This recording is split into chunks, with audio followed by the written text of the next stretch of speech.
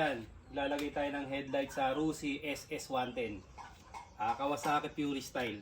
Ito siya ito yung gagamitin natin sa kanyang yung headlight. First gen. Sa mga DL125, DL110, DL150, ganito yung headlight. Tsaka sa Euro Racing, ganito din yung headlight niya. Yung dalawahan, ganito lang naman yung pag-wiring niya. Pagsasama-samahin nyo lang naman yung yung negative yung low, yung high, at saka yung negative na tama, negative ng ating ground. I-testing natin para makasigurado tayo. Mo.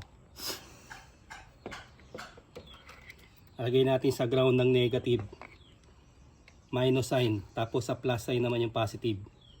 Ito yung kanyang high, kulay white. Tignan mo dyan ha. Yellow. Yung kabila, white. Yellow, white. Yellow, white. Okay na, pares meron.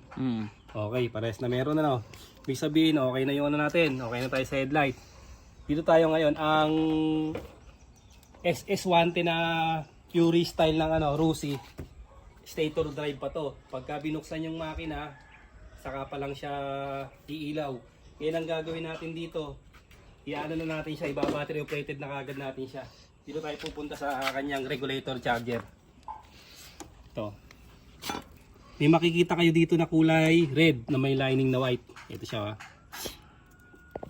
Pagka gusto nyo makita yung talagang kulay niya, pwede kayong magbukas dito. Ito siya red na may lining na white. Huhugutin lang natin to rito. Hugutin natin siya. Matigas Matigas.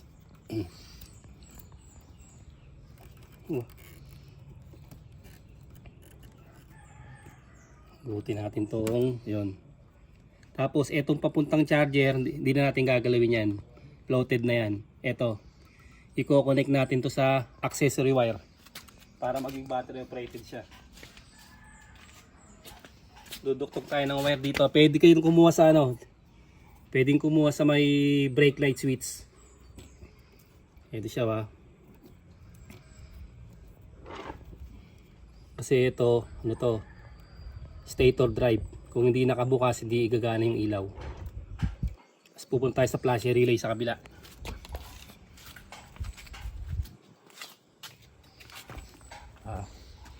Splice nyo lang pagka splice nyo lang siya kasi tutorial lang to Splice nyo lang yung kulay solid black kasi pag gray magbi-blink yung ilaw nyo dyan, magiging blinker siya. Yan siya. Tapos itetest na natin dito kung okay pa yung linya ng kanyang wire. Lalagay lang natin sa body ground siya. Ito yung body ground natin. Tapos i-test natin sa kung meron positive. Okay, meron. Na tayo dito sa Pagbukas natin ng susian, dapat meron na tong meron na siyang low. Okay, meron siyang low Tapos i-try na rin natin yung ground niya. Ito yung ground. Pero pwede tayo mag body ground kahit di natin sundan tong linya na to. Kung buo pa yung ground niya, dito tayo kukuha. Ito yung low. Okay siya. Tapos ito yung high. Lalabas naman siya pag nag-high tayo. Yan. Tapos yung low lilipat sa kabila. Pag high sa kabila. Okay, ibig sabihin buo yung linya natin. Buo yung linya na paglalagyan. Dito tayo ngayon maglalagay ng wire. Hanapin nyo lang dito yung kulay white, yung blue at saka yung green. Pero ito kasing green yung ground, pwede tayo mag body ground para mas malapit na sa kanya. Kung hindi tayo kukuha dito ng ground. Ipoporma na natin to kung aabot sa kanya. Abot ba? Kulang ata. Yung white and green lang. White and green. Naabot yung blue. Dito meron silang nilagay na body ground dito. Ito. Ang ground nito ay ito yung ground.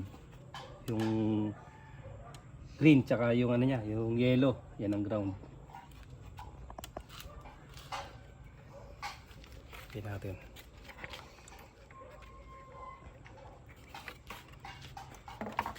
Ito natin. Tapos okay. Bali dito magduduktong lang kami ng wire dito. Pag naduktungan na namin, babalikan namin kayo. Ito na kasi naduktungan na natin, oh. Ito siya kasi na kailangan yung nakuha nyo na yung reading. Okay, puro sila may supply, ano. O tsaka natin siya i-wiring. Ito yung negative natin. Ito yung negative natin, oh.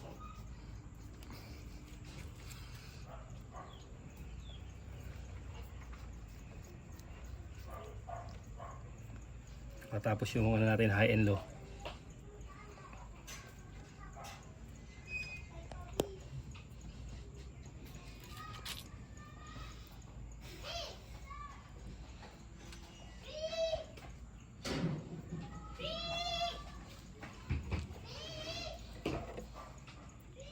Ay, unusok ko pa ba?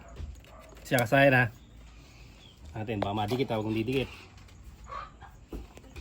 Taas mo lang na maayos. Sige, atras ka ng konti. Testing natin. Ano siya ba?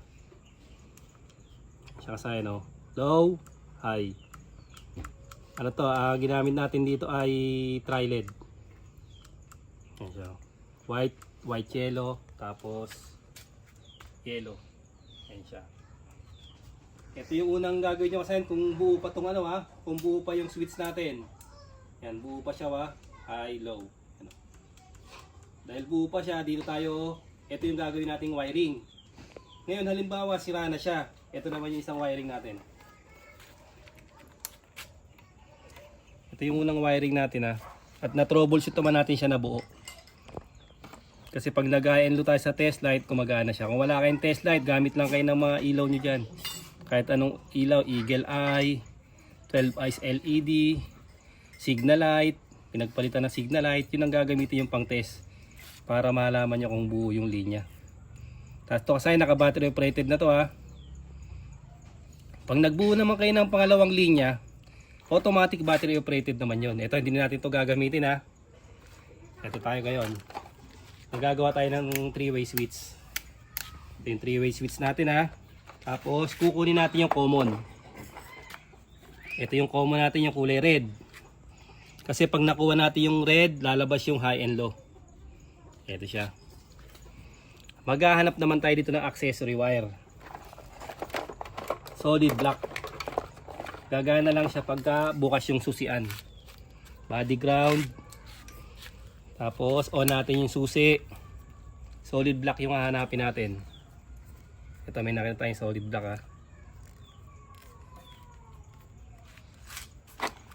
Huwag yung black white ha, kasi kill switch yun. Kailangan solid black siya. Yan, ito siya ba. Magkakaroon lang to ng supply pagka nakabukas yung ano, susian natin. Ayan siya. Pag pinatay natin yung susian, mamamatay din siya. Diyan natin lalagay yung common. Ayan siya, gumagana ha. Nagtupin na. Lagay natin yung common. Yung common, yung kulay red. Kulay red ang ating common. Tapos, yung black, yung ating low. Yung black white, yung ating high. Model natin, Rusi SS110 Kawasaki Fury Style. Tapos ito na siya to, bypass na to ha, kasi naggawa tayo ng ano dito. Panibagong linya.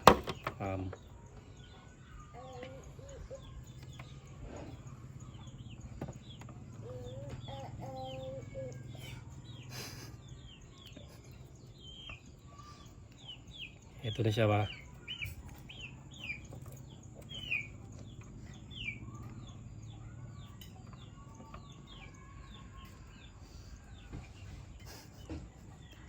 Tukan mo, huwag kang saan tintigid, baka mamaya hindi na nakatutok ang ating cam. Tapos ito yung body ground na lang natin to. Hindi na natin ginamit yung ano, yung dating linya niya. Ito naman pag ganito ginawa niyo, automatic battery operated, wala na kayong gagalawin. Siya kasayan ha. Ayan, baka magdikit. Ganyan siya. Ganyan yung forma niya. Tapos, ito na ngayon yung gagana ngayon. Ayan na siya. Oh. Ayan yung gagana sa atin. Ganito lang kasayan yung pag lalagay ng headlight, pag troubleshoot, tsaka pag-wiring ng headlight sa Rusi SS110 Fury style. Ayan siya. Okay na siya kasayan. Meron na kayong headlight. Susunod naman natin yung kasayan yung ito kung paano natin re-remedyohan pag wala tayong nabili na na cable. Susubukan namin bumili ng cable kasayan. Pag walang nabili, remedyohan na lang natin. Hanggang dito na lang mga kasayan. Salamat sa panonood.